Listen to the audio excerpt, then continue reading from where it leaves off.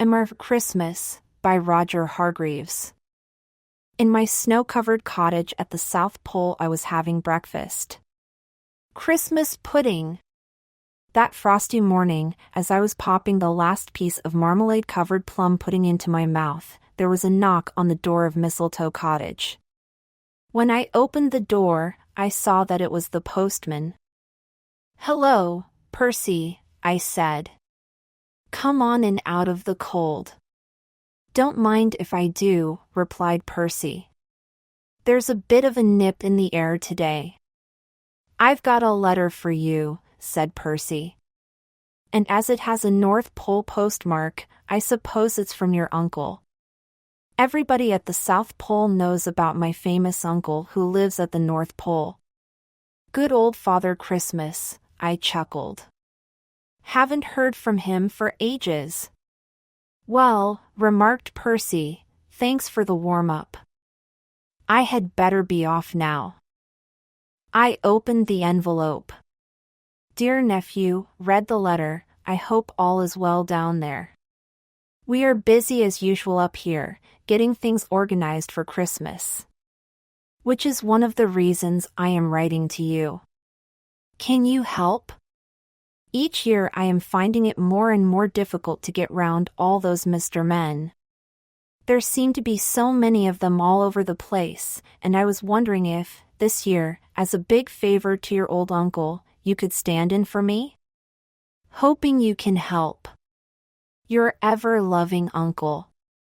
That very evening I put through a long-distance call to North Pole 253.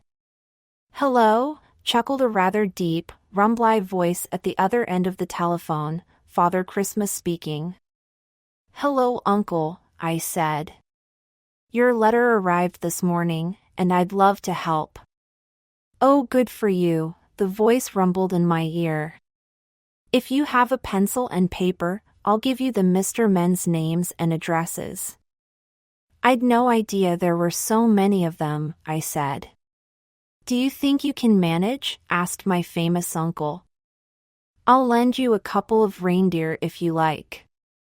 "Oh no," I said. "I can manage." I read through the list of Mr. Men while I was having supper. "This is going to keep me busy," I said. "First things first," I thought to myself. "And the first thing I need is transport. And the first thing to do if I need transport," I thought as I chewed, "is to talk to the wizard. Wizard Winterbottom." The following morning, I set off to see the wizard. It had been snowing again during the night, and I was quite out of breath by the time I arrived at Wizard Winterbottom's castle.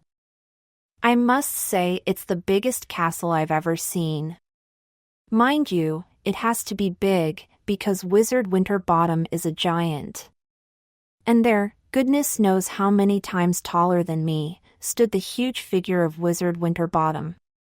"Christmas," he boomed in a voice that made my head spin. "How nice to see you. Come in. Follow me." "Now," thundered Wizard Winterbottom. "What brings you here on a cold winter's morning like this?" I told him all about my famous uncle, and all about how I'd been asked to help, and all about the Mr. Men, and all about where they lived, and all about the fact that I needed transport. "Special transport." "Humph," retorted the wizard. "Can you help me?" I asked hopefully. "Yes," he said eventually.